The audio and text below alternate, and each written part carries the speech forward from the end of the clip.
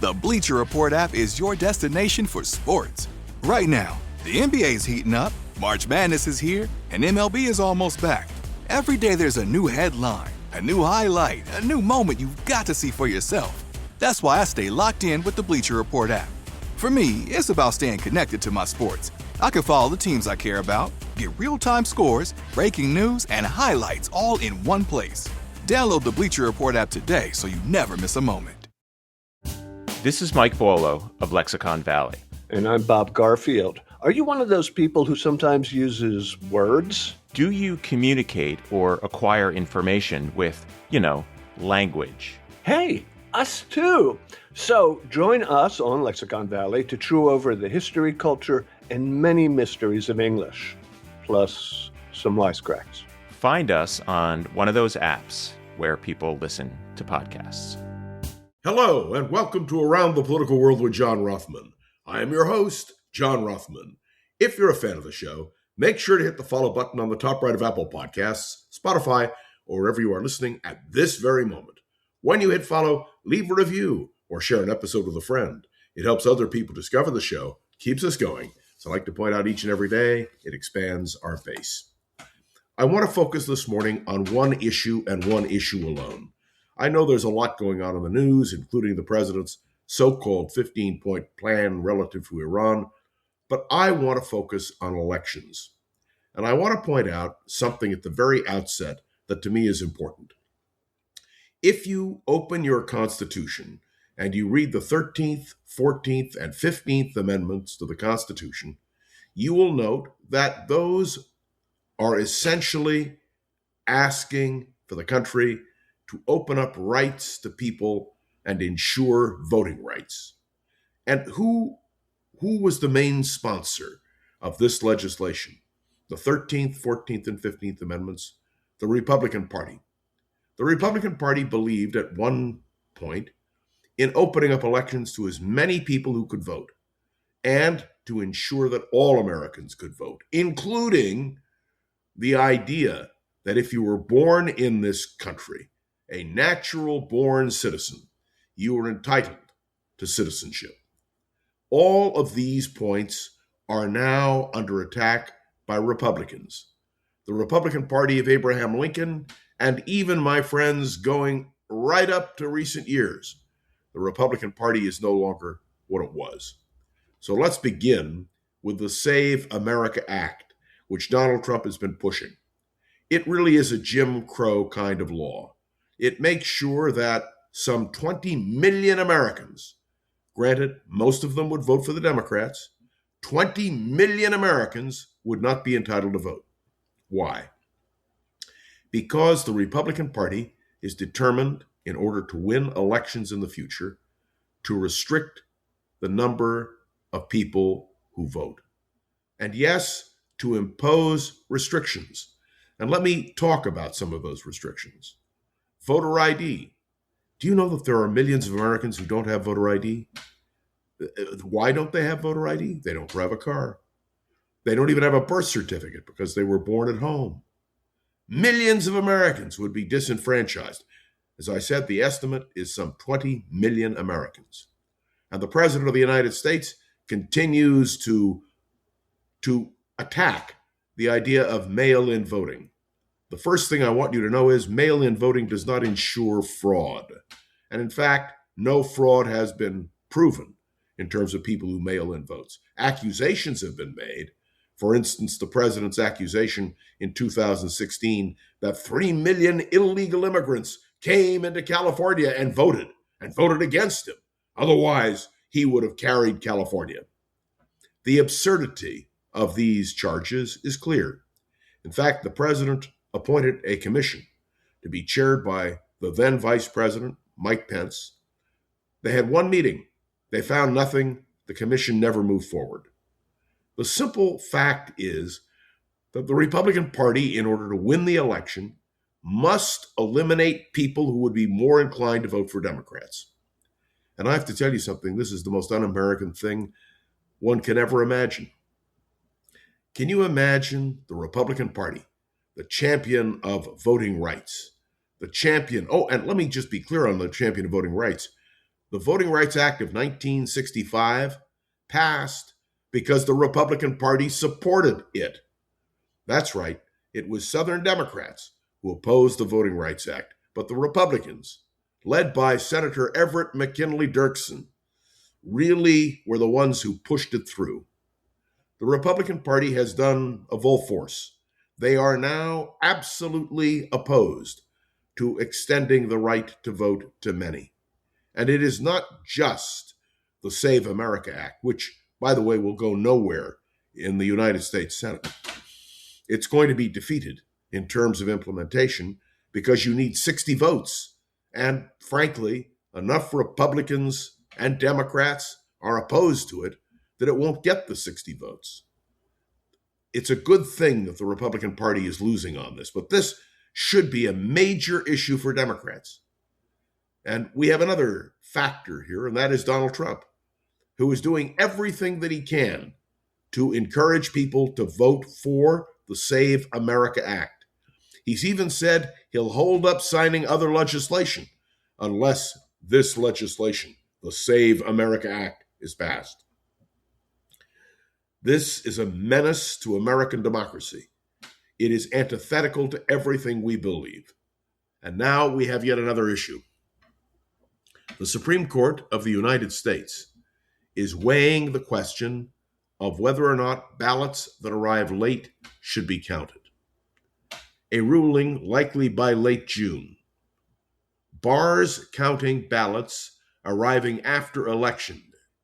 And that would send, by the way, a terrible message. First of all, Postal Service isn't that efficient. Oh, I wonder, would that apply to military ballots? Because people vote on Election Day and then the ballots are mailed in. Well, of course not. The Republicans want to make sure the military votes. And by the way, so do Democrats. No question about it. But the court heard arguments in the case from Mississippi, pitting the state law against the Trump administration. And I've got to tell you something. This is really a challenge. Defending the state law, the Mississippi Solicitor General, Scott Stewart, pointed out that the Trump administration and its allies in the case have yet to submit a single case of fraud due to late arriving mail ballots. Do you understand what I'm saying? There has been no fraud, and Donald Trump can cry fraud forever, but there is no fraud. The court's liberal justices clearly are going to vote to uphold the right of the people to vote. The conservative justices are another matter. What will Clarence Thomas and Samuel Alito do on this case and the others? Do you understand that if the Supreme Court, before June, issues a ruling weighing the late arriving ballots against being counted, we've got a problem in this country, and it's a serious problem. Lawyers for the Republicans and Libertarian parties, as well as Trump administration attorneys, are asking for the justices to affirm a ruling that struck down a Mississippi law allowing ballots to be counted if they arrive within 5 business days of the election. Listen, I mail letters and they don't arrive on time, but I want them read and I want them counted. But it would seem that the Trump administration and some Republicans and Libertarians don't want to see ballots counted. And you have to ask, why? Why? Let me point out, there was no problem with the 2020 election. None at all. Trump continues to say he won that election. He didn't win that election. Let's be clear. Joe Biden won the election. And equally so, in 2024, Joe Biden was not on the ballot. Kamala Harris was. And you remember, Donald Trump was elected to a second term. We have a real problem here. The court heard the arguments, and now the court will have to render a decision. Remember, there are 15 additional states that have more forgiving deadlines for ballots from military and overseas voters that could be affected. There is something seriously wrong with what the Trump administration is doing. I've been asked whether or not I believe there will be elections in 2026, and the answer is yes. I most assuredly do believe that there will be elections. But will the elections be fair? Not if the Supreme Court says that late arriving ballots can't be counted, and certainly not if the Save America Act is passed. What is the most sacred right that we have as Americans? Well, some would say it is the right to vote. Let me tell you that we have two sons. My wife and I have two wonderful sons. And when Joel, the youngest, was old enough to register to vote, we rejoiced. And then Ellen and Samuel, our oldest son, and Joel, we all went to the ballot box together. And we all voted. And we had a picture taken of us all voting. Because, well, I've never missed an election. Never. I have always voted because I believe that voting is the sacred right guaranteed to us in our Constitution by those who fought for our independence. And I'm concerned.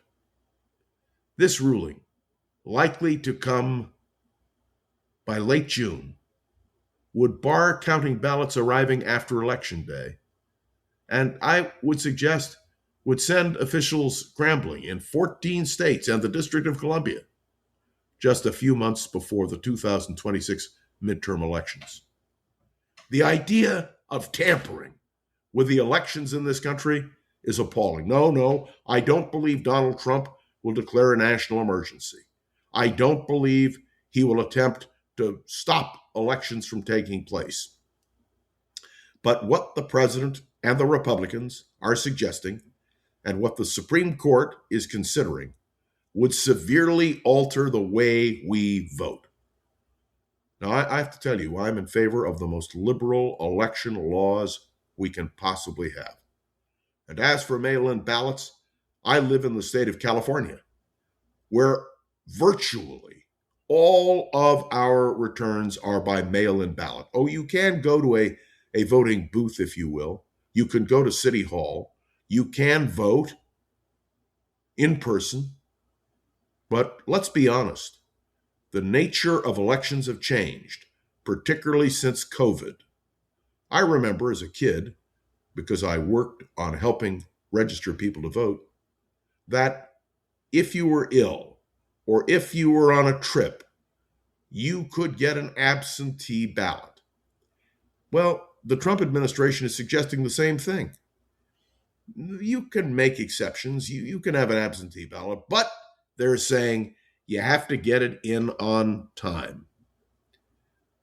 For us to consider changing the practice of voting as we have it now, a few months before an election, risks, in the words of some, confusion and disenfranchisement, especially in places that have relaxed deadlines for years.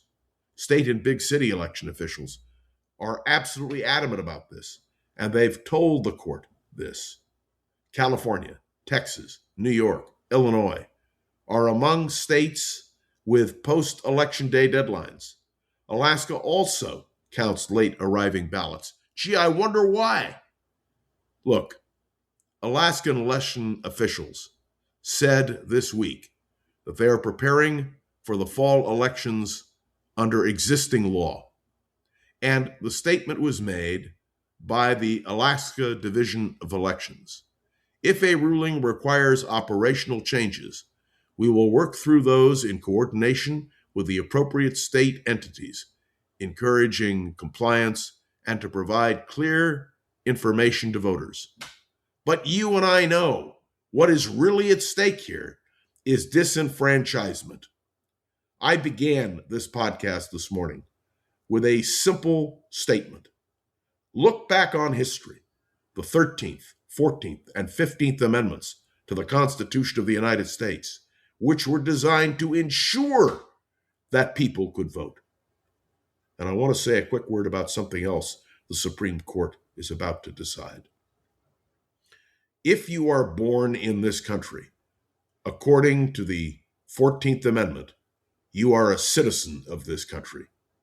And what is being asked by the Trump administration of the Supreme Court is to take away citizenship from those who became citizens under the 14th Amendment.